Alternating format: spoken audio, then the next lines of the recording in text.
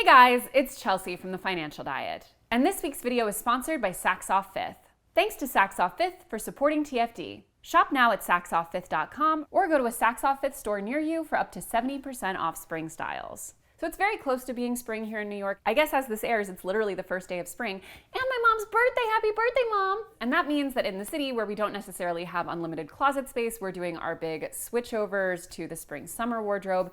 And that means that I'm personally thinking a lot about how I can refresh my spring wardrobe while being super conscientious about the products that I buy and the ways in which I'm investing in my wardrobe in the long term. And while we're now officially in the springtime season, we're thinking about how to give our wardrobes the refresh they need without breaking the bank. Saks Off Fifth is making luxury fashion accessible for anyone, cultivating an inclusive world of self-expression.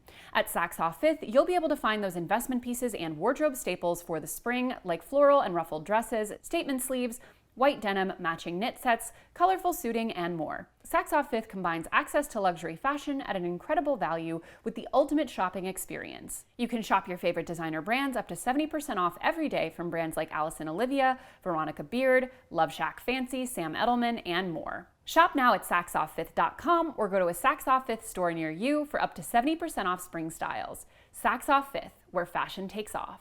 And this week is going to be the first in a little 3-week mini-series that I'm doing all about the intersections of social media and appearance and self-image and mental health, and the ways in which we can be defending ourselves against a lot of the toxic messaging that we're likely to receive, especially if, like myself, we spend a decent amount of time scrolling social media. I also want to start this video with a quick content warning that we will be talking a lot about weight loss, often extremely unhealthy forms of weight loss, which if that's upsetting to you, feel free to turn away. The point of this video is to talk about our extremely dubious notion of health as it pertains to weight, which ultimately I think is a conversation that is healthy and productive to have, but I understand that these conversations can be pretty stressful for a lot of people, so no problem if you need to opt out. And the first subject that I wanted to tackle in the series is something that has been on, I think, a lot of people's minds. It's certainly been in the zeitgeist. There have been lots of deep dive articles like this one in The Cut, which I thought was honestly borderline irresponsible in the way it was written. It was even a frequent topic of conversation at the Oscars, with Jimmy Kimmel making open jokes about the fact that a lot of the people in the room were likely to have been using it. And that is the pharmaceutical Ozempic. There are other drugs similar to Ozempic, like Wegovy, that have been used for similar purposes. But in the cultural conversation, Ozempic often gets kind of singled out as an example of a larger issue. So let's start by just breaking down what is Ozempic and how does it work. What is Ozempic? So Ozempic is the brand name for a drug called semaglutide, which was developed by the Danish pharmaceutical company Novo Nordisk to treat type 2 diabetes. The drug is also sold in a higher dose under the brand name Wegovy. Semaglutide is a GLP-1 based drug. GLP-1, also called glucagon-like peptide 1, is a hormone found in your intestines. This hormone's job is to regulate insulin as well as appetite. So in other words, GLP-1 tells you when you're full, keeps you feeling full for longer, and prevents your body from releasing too much insulin. GLP-1 based drugs like semaglutide are essentially a synthetic version of that hormone. Ozempic first got FDA approval in 2017 as a treatment for type 2 diabetes, and Wegovy, which was approved in 2022, is intended to help individuals with type 2 diabetes, obesity, and other weight-related medical problems such as heart disease. Some patients with obesity shared that using Wegovy also had mental health benefits, as the drug played a meaningful role in eliminating feelings of shame, anxiety, and guilt that they'd battled for years. Both Ozempic and Wegovy are administered via weekly injection, with dosages varying based on the patient's needs and the discernment of the healthcare provider. And like many drugs, Ozempic and Wegovy often come with side effects. Roughly a third of patients experience nausea, while other common side effects are constipation, heartburn, gas, headache, dizziness, and even vomiting. And while it is rare, there is a risk of pancreatitis and issues with the gallbladder and kidneys. But another side effect that's come up in a lot of the trials and has become the reason that Ozempic is such a massive part of our current cultural conversation is weight loss. Users reported losing anywhere from 5 to 20% of their body weight in a matter of months or even weeks without making any other lifestyle changes. And once word got out in Hollywood, all bets were off. There has been a lot of recent cultural conversation around the concept that after years of curvy being trendy, now what they really mean by that is just like the slim, thick look of a girl who's like a size 2 but has a relatively large bust and hips compared to her waist. This supposed return to thin as in was in many ways heralded by the rapid and noticeable weight loss of the Kardashian women, who for many years were valued aesthetically for that previous, more curvy body type, which they were in many ways credited with popularizing. But the entire concept of thin being back in is mostly, it seems, a direct result of the fact that thin is now available to people who can purchase it. And while most of this is totally unsubstantiated because only a very select few number of celebrities and influencers have actually come out and openly admitted to it, unexpected king of transparency Elon Musk coming in to admit to using Wegovy, who would have thought? But the rumors have been flying about a seemingly limitless number of public figures who suddenly dropped a very surprising amount of weight. This tweet from Andy Cohen makes it sound like everyone in Hollywood is taking semaglutide, while Kyle Richards, Mindy Kaling, and multiple Kardashians have been accused of using Ozempic without much evidence beyond the fact that they'd lost weight. And while very few celebrities have actually confessed, in addition to Mr. Musk, we also have reality star Gigi from Shaws of Sunset and TikTok star Remy Bader. But pretty much no one has been quite as open and frank about her Ozempic use as comedian Chelsea Handler, who claims that she didn't even know she was taking it. On an episode of the Call Her Daddy podcast, Handler shared that her anti-aging doctor just hands it out to anybody and told her that it was a great option if she wanted to lose 5 pounds. Handler and an unnamed friend of hers both experienced nausea while doing the injections and admitted to giving her leftover doses to friends. And while she isn't naming names, she has said, quote, everyone is on Ozempic. But it's not just Handler's anti-aging doctor who's been prescribing Ozempic for off-label use. Endocrinologists, cardiologists, and even OBGYNs have been prescribing Ozempic based on pretty loose criteria. For the rich and famous, getting your hands on Ozempic or Wegovy doesn't seem to be that hard, and while we don't know exactly who, many people are taking advantage of the easy access, which is causing real problems. Now, it should be stated that if you are taking these drugs for off-label use, you are almost universally paying an enormous amount of money for the privilege of doing so, easily upwards of $1,000 a month on average, which is obviously not a cost available to the vast majority of Americans.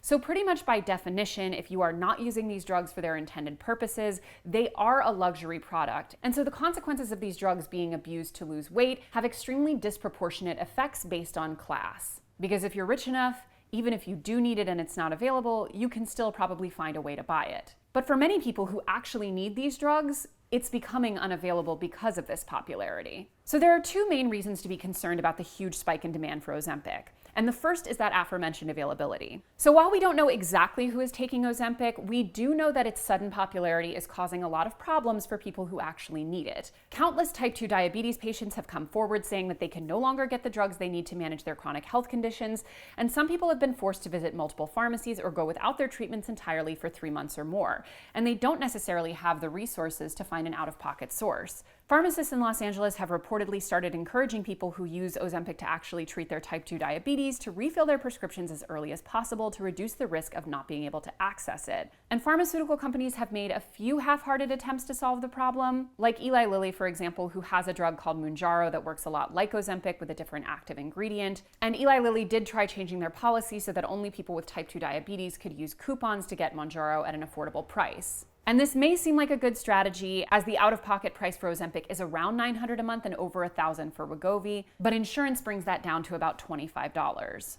But even with these attempts, as of March 2023, the FDA is still reporting shortages for these drugs for people who actually need them. And this weight loss hack has become so normalized that some celebrities have even started speaking out against it explicitly. Meghan McCain shared that she was getting pressure from her peers to use Ozempic to lose weight after the recent birth of her second child. And in an article for the Daily Mail, she wrote, "It's hard to take a drug because swimsuit season is around the corner while others need it to stay alive." While Chelsea Handler said that she stopped taking Ozempic because she felt it was irresponsible to take a drug intended to treat diabetes. Now, this particular dynamic of the rich and powerful suddenly wanting something and having the resources to hoard it for themselves financially, leaving other people who don't have those same financial resources basically out in the cold, is nothing new. This happens all the time. But what's particularly shocking about this iteration is how potentially dangerous this is, even for the people who can easily afford to hoard the drug for themselves. Because the other reason to be concerned with this sudden huge uptick of using drugs like this is we actually don't know what the long-term effects are for people who are using them off-label. Ozempic was developed to manage type 2 diabetes and other chronic illnesses which require lifelong treatment and care. But the majority of people who are using it off-label are doing so for short-term weight loss. There's evidence to suggest that most people who stop taking Ozempic gain the weight back because their appetites and satiation cues return to what they were before. So in other words, they would need to keep taking the drug forever if they wanted a long-term weight loss solution. But there haven't been any studies on the long-term effects of Ozempic or Wegovy on someone who is not obese, pre-diabetic, or already living with type 2 diabetes. In other words, we don't really know the consequences of using Ozempic and Wegovy as an off-label weight loss drug. Yet countless people appear to be taking it anyway. And when you stop to think about not just the harm this is actively causing to people who need the drug, but the harm it could present to people who are taking it without needing it, especially when we look at many of the miracle weight loss drugs of previous generations that were super terrible for your health, i.e. things like phentermine, or the 60s standby just blasting a bunch of cigs, it really speaks to how warped our perception of health is as it pertains to body size and thinness. When we look at the fluctuating beauty standards, the more curvy idealization of women like the Kardashians just a few years ago, to the return to the grotesquely named heroin chic / thin is in trend, in both cases, we're still ultimately talking about a thin woman, right? Even at their curviest, the Kardashians were still at maximum straight-sized women with largely very small waists. So we're still playing within an extremely narrow margin of what we define as an ideal body. But when we start to cut it down more and more to just a maximal amount of thinness, it really lays bare just how insane a lot of this is. Because the people who are going to their doctors to get prescribed off-label diabetes medication to lose a few pounds are, as has been pointed out in deep dives like that aforementioned Cut article, people who are already thin. They're looking to get that, quote, Bella Hadid level of thinness, where it is in many ways a luxury good. It's a status symbol. It's something aspirational, the way carrying a designer handbag or driving a luxury car often is. And something that we've talked about before on the channel is the concept of a Veblen good, something that becomes more desirable the more expensive it is because of that status symbol that it connotes. The same thing could be said for these increasingly thin body standards. They're in many ways aspirational because it's so difficult to attain them, and even more so to sustain them. You're not just looking a certain way, you're proving something about yourself, which has in some ways led to the absolutely atrocious micro debate as to whether or not Ozempic even counts as weight loss because you're not having to work hard enough for it, which I will honestly leave to someone better suited than me to unpack because I just can't deal with that. But the point remains that people are willing to deal with the nasty side effects and accept the risk of unknown long-term health consequences if it means they get to be skinny for a temporary amount of time. And they're willing to do so with the out-of-pocket price for a year of Ozempic at least $10,000, with Wegovy being thousands more. Meaning that if they're taking it long term, as people will have to do if they want to sustain this weight loss, they're easily spending 6 figures on the luxury of appearing a certain way. And no celebrities appear to have said a word about the shortages or encouraged their peers to stop taking Ozempic outside of the few examples that I cited. It's become a pretty hush-hush open secret in a lot of these elite circles because on some level, it's pretty clear that anyone engaging with this has enough information to know that it's probably bad for themselves and it's definitely bad for other people, but the social value we're putting on thinness outweighs the downsides. But of course, they're even able to do this in the first place because doctors in virtually every specialty, not just endocrinologists, are prescribing Ozempic and Wegovy for off-label use. They're not just complicit, they're benefiting from this dynamic. And these drugs are available at med spas all over the country. Just take a look at this language on a webpage for a med spa in Ohio. Semaglutide, also known as Wegovy or Ozempic, is approved for long-term weight loss and weight management in certain adults. This phrasing says absolutely nothing about type 2 diabetes, making it sound like semaglutide is an all-purpose weight loss drug. If it's this easy for someone not based in New York or Los Angeles to get their hands on semaglutide, it's also worth asking questions of pharmaceutical companies themselves. Novo Nordisk hasn't historically shared its peers' reputation for making life-saving medicines like insulin practically unaffordable for the sake of lining their pockets, but the company's response to the massive surge of off-label use does not appear to recognize the gravity of the situation. Publicly, Novo Nordisk has simply said, while we recognize that some healthcare providers may be prescribing Ozempic for patients whose goal is to lose weight, Novo Nordisk does not promote, suggest, or encourage off-label use of our medicines. But the company has yet to make a statement that meaningfully acknowledges how alarming the situation is for people who actually need the drugs.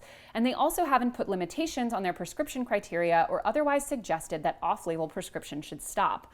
All they've done is verify that Ozempic is not technically meant for weight loss. At the end of the day, it's not shocking that a pharmaceutical company is not acting in the best interest of the general public, but it is up to all of us as much as we can to opt out of this toxic dynamic of conflating thinness with health.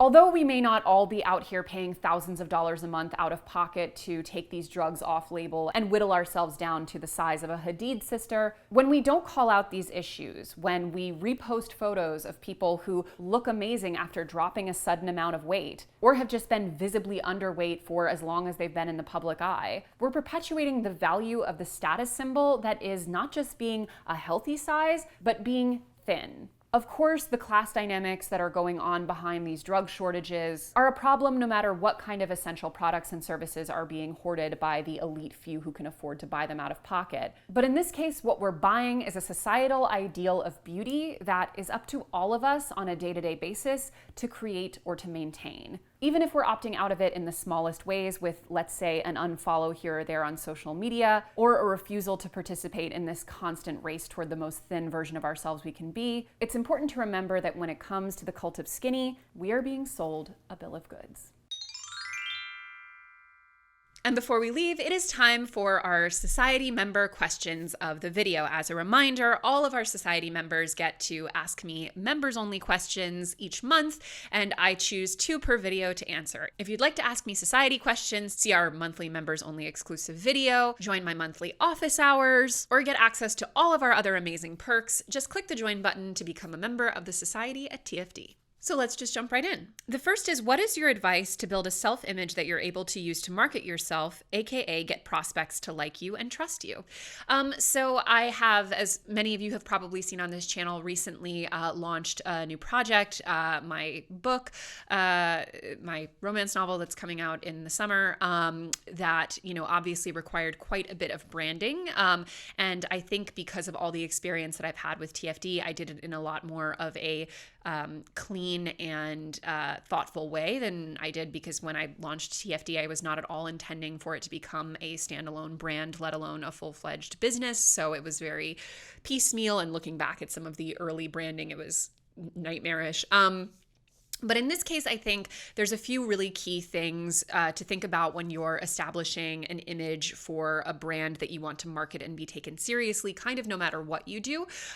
So obviously you want to have a website that is attached to either yourself or whatever your brand is, that has, all the relevant information that you would want someone to know from a business perspective. Often that will be things like, about, it will be your resume, it will be maybe a list of projects you've worked on, a portfolio, that kind of thing, a contact button.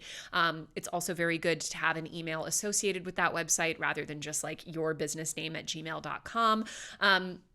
Having a nice, clean, not only a logo, but also like a set of colors that you work with, just some signature branding elements that make what you're doing look thoughtful and concise and coherent. These are all pretty small things that make a big difference in terms of perception. And it also makes a big difference in terms of accessibility, people being easily able to find out more about you, to answer their questions, and to get in touch with you if they want to talk with you. So I would recommend those things as the basics in terms of starting to market yourself. Can you walk us through how you budget and shop for clothes? Do you have an inspo board, and can we see your capsule wardrobe? So I don't have a capsule wardrobe, so I can't show that. I don't really budget for clothes anymore because I've started renting clothes. I use Nuuly. We did work with them, but I now just keep paying for it every month out of my own pocket, because I find that clothing rental is really, it kind of scratches the itch of wanting to shop, or, you want special things for like a trip or a special event. Like that kind of takes care of that, knowing that I have 6 items every month that I'll just be able to pick for myself. So I don't actually have a budget for it anymore. I don't really spend much on clothing. Every now and again, I'll buy an item, if there's something that, is really missing from my wardrobe that is a staple, like, a really great pair of jeans or a basic trench coat, things like that. But those are pretty few and far between. So in terms of like active clothing spending outside of renting, I probably only spend on average like $50 a month maybe. And it's not like I'm buying $50 items. It's just I don't buy an item every month. So maybe like every couple months I buy like a $200 item or something. Although I usually try to shop outlet and stuff like that, so I get a pretty good deal. And in terms of the process, I mean, I live in New York, which in some ways is a blessing in terms of this sort of thing because I have a limited amount of space. So each season when I'm transitioning over my clothes, which I'm going to be doing very soon here for spring and summer, I typically don't even have have room for all of it, or I will go out of my way to kind of edit it down as much as possible. I try to only keep what I call my A-list clothes, which are the clothes that I get a lot of frequent use out of and I feel really good in and fit me really well. And the rest of it I try to leave behind, because ultimately if everything in your wardrobe isn't something that you absolutely love, then it's really a waste of space and money. All right, guys, as always, thank you for watching, and don't forget to hit the subscribe button and to come back every Monday, Tuesday, and Thursday for new and awesome videos. Bye.